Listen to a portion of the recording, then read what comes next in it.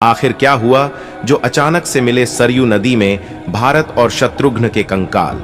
जी हां दोस्तों, ये घटना आज सुबह की है, जब सरयू नदी को आने वाले भक्तों के लिए साफ किया जा रहा था और आसपास के एरिया को सजाया जा रहा था।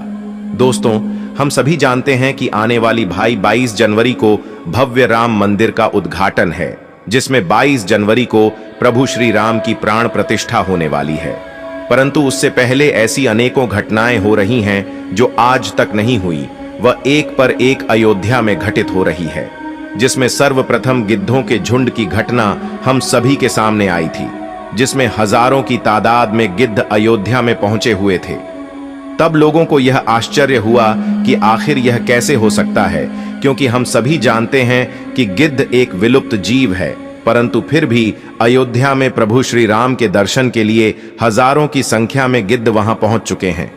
इस घटना के बाद भालू की झुंड की घटना भी लोगों के सामने आई, जिन्हें जामवंत जी का रूप बताया गया, और ऐसी ही अनेकों घटनाएं अयोध्या में एक पर एक आए दिन होती जा रही है, जो लोगों को यह सोचने पर मजबूर कर रही हैं कि आखिर यह सब संभव कैसे हो रहा है।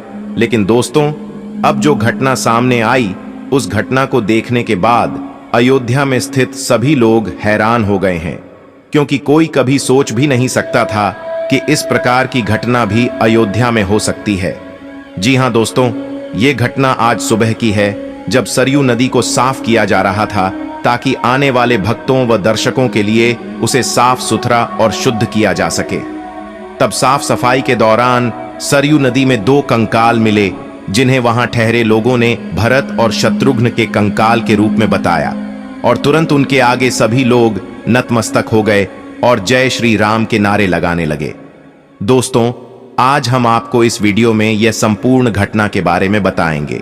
तो इससे पहले यदि आप भी पक्के सनातनी हिंदू है तो चैनल को सब्सक्राइब करें, वीडियो को लाइक करें और कमेंट में जय श्री राम जरूर लिखें, और इस वीडियो को हर एक सनातनी भाई को शेयर जरूर करें, ताकि हिंदुत्व का नाम और गौरव और अधिक बढ़े। दोस्तों, यह घटना सुबह 8 बजे की है, जब सभी तरफ लोग साफ सफाई में लगे हुए थे। तभी 2 गोताखोर सरयू नदी में प्रवेश करते हैं, और जब वह अंदर छानबीन कर रहे होते हैं, तभी उन्हें वहां 2 कंकाल मिले, जिन्हें वह बाहर लेकर आए तो लोगों को बड़ा ताज्जुब हुआ। तब लोगों में से कई लोगों ने उन्हें भरत शत्रुघ्न बताया, परंतु तभी वहां नासा के वैज्ञानिक और बहुत से पुरातात्विक शोधकर्ता भी पहुंच गए और वह उसे लैब में ले गए। दोस्तों, इस बात की पुष्टि के लिए हमने कुछ तथ्य रखे हैं, जैसे कि यदि हम बात करें रामायण की। दोस्तों, अयोध्या आगमन के बाद राम ने कई वर्षों तक अयोध्या का राजपाट संभाला, और इसके बाद गुरु वशिष्ठ व ब्रह्मा ने उनको संसार से मुक्त हो जाने का आदेश दिया। तब एक घटना के बाद उन्होंने सरयू नदी में जल समाधि ले ली थी। सरयू नदी में श्री राम ने जल समाधि ले ली थी। अश्विन पूर्णिमा के दिन मर्यादा पुरुषोत्तम राम ने अयोध्या से सटे फैजाबाद शहर के सरयू किनारे जल समाधि लेकर महाप्रयाण किया। श्री राम ने सभी की उपस्थिति में ब्रह्म मुहूर्त में सरयू नदी की ओर प्रयाण किया।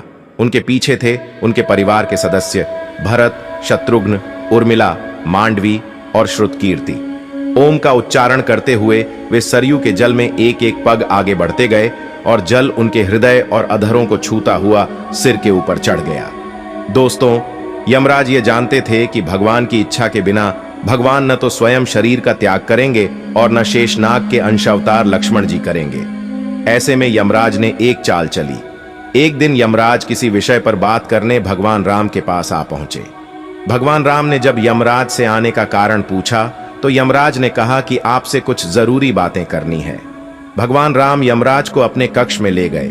यमराज ने कहा कि मैं चाहता हूं कि जब तक मेरी और आपकी बात हो, उस बीच कोई इस कक्ष में नहीं आए। यमराज ने अपनी बात को आगे बढ़ाते हुए कहा कि अगर कोई बीच में आ जाता है तो आप उसे मृत्यु दंड देंगे। भगवान राम ने यमराज की बात मान ली, और यह सोचकर कि लक्ष्मण उनके सबसे आज्ञाकारी हैं, इसलिए उन्होंने लक्ष्मण जी को पहरे पर बैठा दिया। यमराज और राम जी की बात जब चल रही थी, उसी समय दुर्वासा ऋषि अयोध्या पहुंच गए और राम जी से तुरंत मिलने की इच्छा जताई। लक्ष्मण जी ने कहा कि भगवान राम अभी यमराज के साथ विशेष चर्चा कर रहे हैं। भगवान की आज्ञा है कि जब तक उनकी बात समाप्त नहीं हो जाए कोई उनके कक्ष में नहीं आए। इसलिए आपसे अनुरोध है कि आप कुछ समय प्रतीक्षा करें। ऋषि दुर्वासा लक्ष्मण जी की बातों से क्रोधित हो गए और कहा कि अभी जाकर राम से कहो कि मैं उनसे मिलना चाहता हूं, अन्यथा मैं पूरी अयोध्या को नष्ट होने का शाप दे दूंगा। लक्ष्मण जी ने सोचा कि उनके प्राणों से अधिक महत्व उनके राज्य और उसकी जनता का है, इसलिए अपने प्राणों का मोह छोड़कर लक्ष्मण जी भगवान राम के कक्ष में चले गए। भगवान राम लक्ष्मण को सामने देखकर हैरान और परेशान हो गए। भगवान राम ने लक्ष्मण से पूछा कि यह जानते हुए भी कि इस समय कक्ष में प्रवेश करने वाले को मृत्यु दंड दिया जाएगा, तुम मेरे कक्ष में क्यों आए हो? दोस्तों, लक्ष्मण जी ने कहा कि दुर्वासा ऋषि आपसे अभी मिलना चाहते हैं। उनके हठ के कारण मुझे अभी कक्ष में आना पड़ा है। राम जी यमराज से अपनी बात पूरी करके जल्दी से ऋषि दुर्वासा से मिलने पहुंचे। यमराज अपनी चाल में सफल हो चुके थे। राम जी से यमराज ने कहा कि आप अपने वचन के अनुसार लक्ष्मण को मृत्यु दंड दीजिए। भगवान राम अपने वचन से मजबूर थे।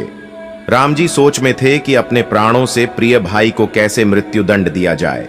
राम जी ने अपने गुरु वशिष्ठ जी से इस विषय में बात की तो गुरु ने बताया कि अपनों का त्याग मृत्युदंड के समान ही होता है, इसलिए आप लक्ष्मण को अपने से दूर कर दीजिए, यह उनके लिए मृत्युदंड के बराबर ही सजा होगी। जब राम जी ने लक्ष्मण को अपने से दूर जाने के लिए कहा तो लक्ष्मण जी ने कहा कि आपसे दूर जाकर तो मैं यूं भी मर जाऊंगा, इसलिए अब मेरे लिए उचित है कि मैं आपके वचन की लाज रखूं। लक्ष्मण जी भगवान राम को प्रणाम करके राजमहल से चल पड़े और सरयू नदी में जाकर जल समाधि ले ली। इस तरह राम और लक्ष्मण दोनों ने अपने अपने वचनों और कर्तव्य का पालन किया। इसलिए कहते, रघुकुल रीति सदा चली आई, प्राण जाए पर वचन न जाई। मित्रों, प्रभु राम के जल समाधि के पीछे पीछे भरत और शत्रुघ्न जी ने भी जल समाधि ले ली। दोस्तों, आने वाली 22 जनवरी प्रत्येक हिंदू सनातनी भाई के लिए एक महोत्सव से कम नहीं है, क्योंकि पूरे 500 वर्षों के बाद प्रभु श्री राम की प्राण प्रतिष्ठा एक बार फिर से राम मंदिर में की जा रही है। तो दोस्तों, आप भी अपने परिवार और साथियों के साथ जरूर मनाएं 22 जनवरी को राम दिवाली।